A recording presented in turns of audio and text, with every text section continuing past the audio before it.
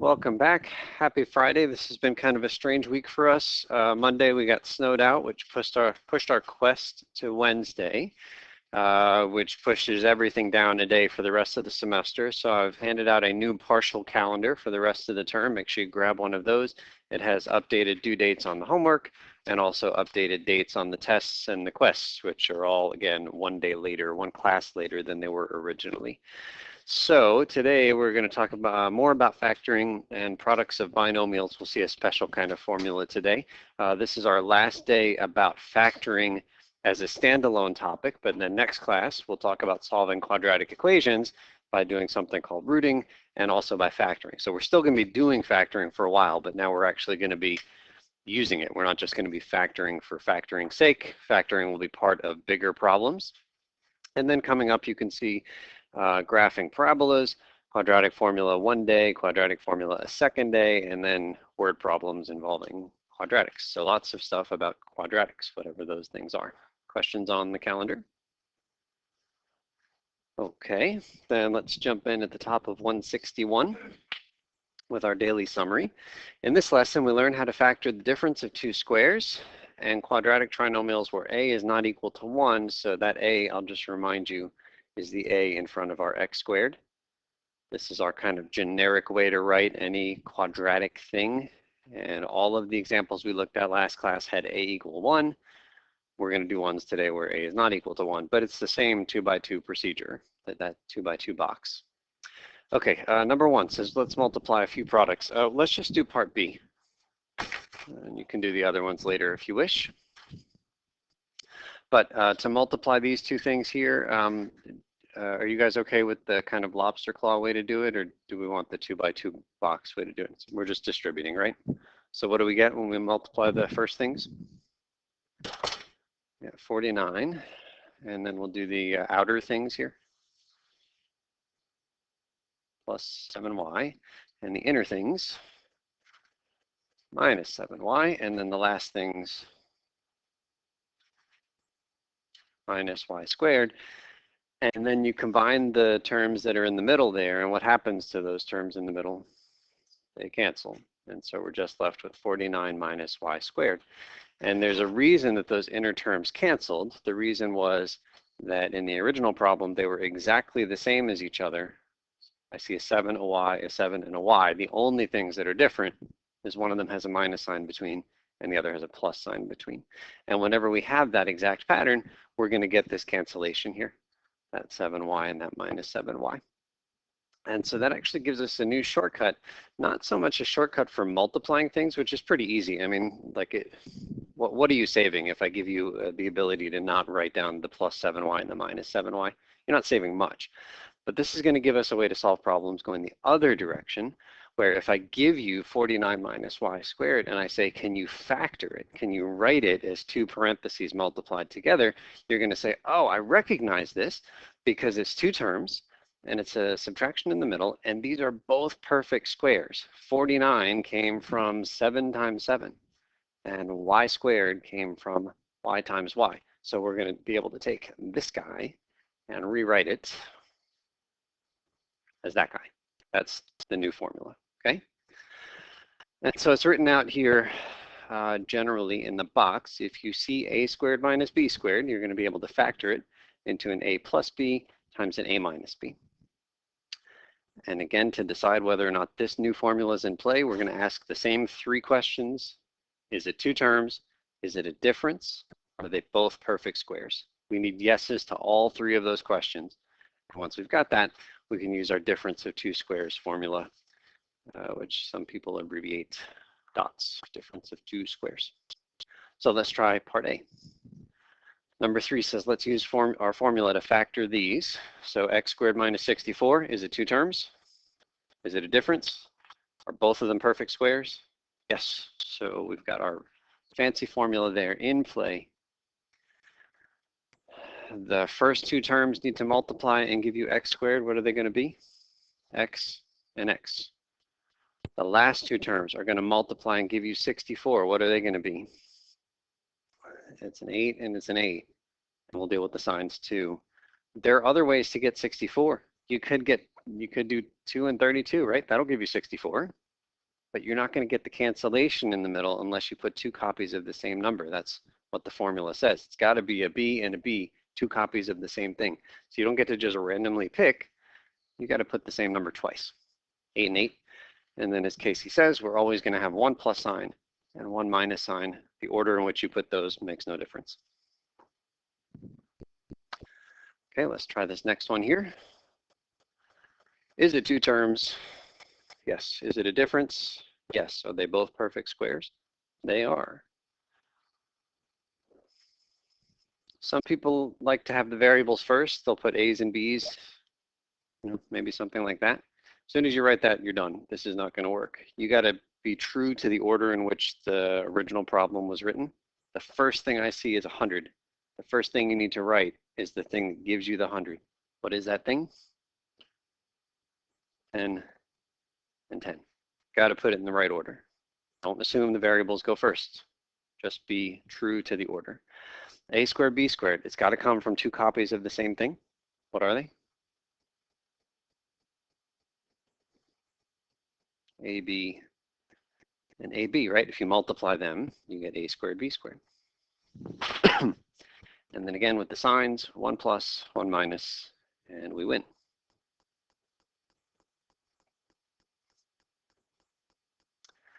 Okay, let's take a look at C, which says 3r squared minus 27. We'll ask the same 3 questions. Is it 2 terms?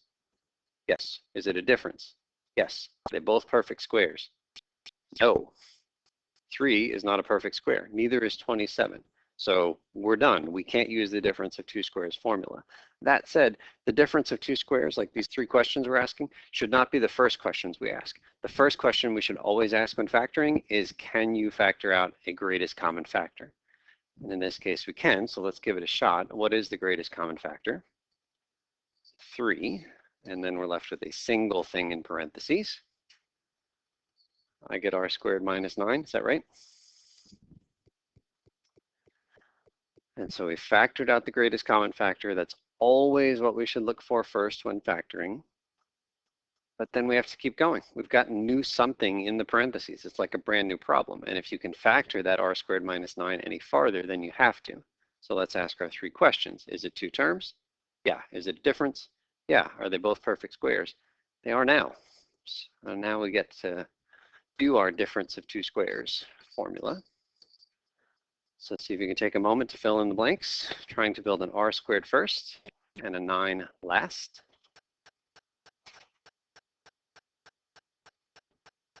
Someone we haven't heard from? What's in the first parentheses? Not x, but r plus 3. Keep going, Oliver, in the next set of parentheses.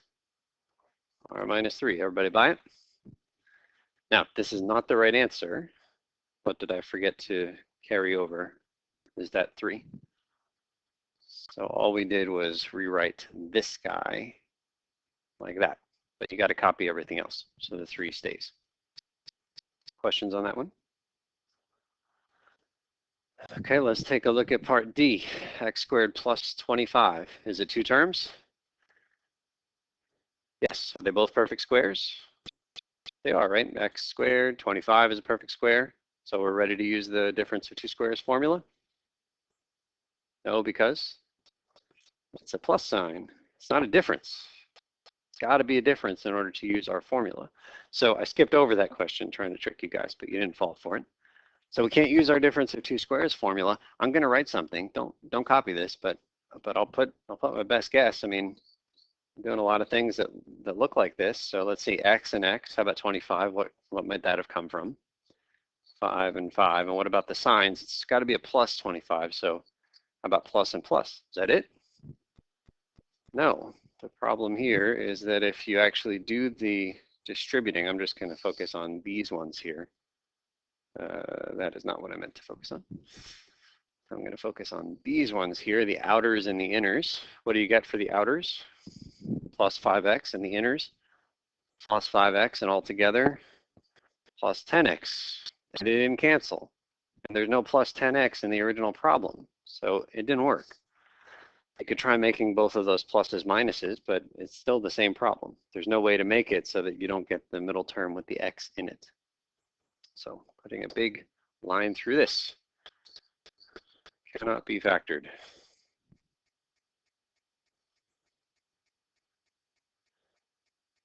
So don't be fooled. Just because you see a perfect square like 25, like a bell should go off in your head. Hey, 25 has the potential of being part of this difference of two squares thing, but it's not automatic.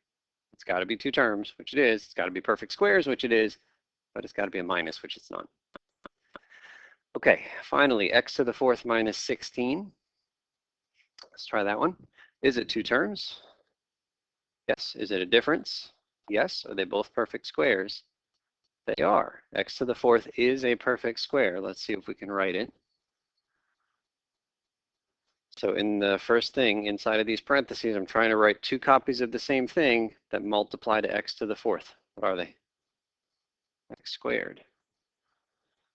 Because we know we add those powers when we multiply the x's together, right? X squared times x squared, add the powers. Yeah, that's x to the fourth. Trying to build 16, what's the only way that's going to work for us? 4 and 4, not 8 and 2. It's got to be two copies of the same number for this formula. And the signs, 1 plus, 1 minus. Wonderful. But now we've got two things, and we should just look at them individually and see if we can go any farther. X squared plus 4, can we factor that? It's tempting, but there's something in here that kills this one. It's the addition. X squared plus 4 has the same problem that x squared plus 25 had. Can't factor that one. But how about x squared minus 4? We can. It is a difference of two squares. So let's factor equals. So I'm rewriting this guy as a brand new factoring problem. What two things are going to give me the x squareds? X and x. What two things are going to give me the 4? 2 and 2, 1 plus, 1 minus. So I'm just going to highlight. So this guy became these two guys. Did I forget to copy? Yeah, x squared plus 4. So that one is now completely factored.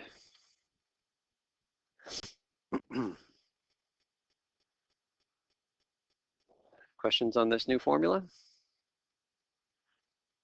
What makes this difficult isn't the formula itself. These were pretty straightforward, right? We did 5 examples and they were pretty easy. What makes this difficult is that the 5 examples where you have to do difference of two squares, like on a test or a quest, they're not going to all be grouped together and say, hey, these are all difference of two squares problems. They're going to be buried inside of other problems which aren't at all difference of two squares. And so it's just another tool that you have to be aware you can use, but you got to not just know how to use it, which we know how to use it now, but how to identify it, how to see, oh, this is that one example where I get to do the difference of two squares thing. Okay, a couple of observations. I think we've said this before. The difference of two squares only applies when you have two terms separated by subtraction, each of which is a perfect square. Those are our 3 questions. You can't use the difference of two squares formula to factor a sum, like x squared plus 25, not factorable. Sometimes you have to use the difference of two squares formula twice on the same expression, like this x to the fourth minus 16. It became two things, but one of them also became two things. So we just have to look for that. Okay, number 5 says you'll get lots of practice with the 2x2 box method in today's activity, but there's one small but important detail in our explanation of the box method from the last lesson that we left out. So let's take a look at this box right here. Actually, I'm going to write down where it came from. This guy came from negative 6x squared minus 15x plus 36. So the instructions, which were not given to you, I'm kind of throwing you into the middle of a problem which has been partially completed. But the instructions which we were not paying attention to were factor this thing right here. You don't even have to write it. But this is like you're in the middle of this problem, and I'm just pushing us into the middle of the problem. So the problem says factor that. And so we fill in our 2x2 box, which was blank, but it's now partially filled in because we've done some work. And now let's go ahead and finish by writing down what goes outside the box. So for us, we're always going to just grab that first row and pull out the greatest common factor. What's the greatest common factor of the first row? What is it? 3 and also x, right? We can take out a 3 and an x. If you wish, you could take out a negative 3x. Totally fine. You'll get a different looking answer that will be equivalent and totally correct. But let's just all do the same thing. So 3x is fine. Next thing we'll do is go up here. I'm not looking at the first column. I am only looking at this thing and trying to make sure I put the right guy up on top so that I multiply and get a negative 6x squared. What is it? What can I put up there? Negative 2x is good. Everybody see that? We were trying to do 3x times something to get us the negative 6x squared. Okay, the next place I will go is up here. Again, not looking at the column, but just looking at that 9x and trying to make sure I put the right thing outside to build the 9x. What is the right thing? Is a positive 3 or negative 3? Positive 3, right? Positive 3 times 3x gives the plus 9x. Okay, and then the last thing is what goes out here. Again, I'm not looking at the whole row. I'm just looking at that entry. And I'm going to point. Negative 2x times whatever we put is supposed to be, and it's got to be a plus 12 or a minus 12? Plus 12. And then lastly, we should just verify that this works. Does it? Yes, 3 times 12 is 36. Okay, so we've got our factors. Let's put them in the parentheses. Out in the front, I see a 3x plus 12. And then up on the top, negative 2x plus 3. So far, so good. And last class, the one before the quest, this was our final answer. As soon as you've written the stuff in the two parentheses, you're done. You're moving on to the next problem. But this guy, we actually have another step we need to do. 3x plus 12 can be factored farther. What can you factor out of both terms? Is a 3. And you have to. The goal here is to factor completely. And so this guy equals, I'm going to put a 3 on the outside. What's left from that 3x plus 12? X plus 4. And then I'm going to copy the other guy, negative 2x plus 3. So that's the final answer to this problem. So just like with some of the difference of two squares problems, sometimes you have to factor twice. And it's your obligation to factor completely, which means factor everything, including stuff that might have come from the first version, first iteration of you factoring. So it turns out that as long as you do things in the right order, the best order, you don't have to look for this. Like the reason we got this 2x2 box turning into this, but then still having an extra step to do is because we didn't do something in the first place that we should have. What can you factor out of here from the very beginning? Is a 3. And if you factor the 3 out of there in the beginning, your life will be better. So 3, what's left there? Negative 2x squared minus 5x plus 12. Is that okay? And then you have to factor the thing in the parentheses, which means a whole brand new 2x2 box. But the stuff in the 2x2 box will all be a little smaller than the stuff in the box that's filled in there, right? So you're making your life better by factoring out the greatest common factor first. And then the 3 is already out in the front. It's the same 3 that we ended up pulling out down here. So it's like, you can do it either way. But for me, in my mind, the best way, the least complicated way, is factoring out the greatest common factor first. Jeff, you had mentioned when we were looking at homework right before class that you did something like this, right? And so I think Jeff typed into my math lab something like that. And what did it say? Right, it said, you're correct, but not simplified. And so he had to do this other thing here. But then we looked at the original problem and, oh yeah, we could have factored out a greatest common factor first, and that would have avoided this complication. Okay, so here is number 6, the order. We finished learning factoring techniques. We've talked about 3 factoring techniques. We talked about factoring out the greatest common factor, then we did the 2x2 box, and then finally today, difference of 2 squares. But that is not the order that you should look for things. Here's the order you should look for things. Number 1, always factor out the greatest common factor first. That's so important. Let's recite it together. Always factor out the greatest common factor first. That was totally lame on your parts. Let's try it again. Always factor out the greatest common factor first. Fantastic. Only after you've done that. Number two, see if you can use the difference of two squares formula. It's just a really quick thing to check. Most of the time it's going to be a no, but it's the same three questions every time. It's fairly straightforward to decide whether or not you can use the difference of two squares. And at the end, if you've got a trinomial, three terms, then you're probably trying a 2x2 box. And the reason we put that last is because it's the most complicated procedure. Like, why would you start with the hardest thing? Like, maybe you'll be done after step one, or maybe you'll be done after steps 1 and 2.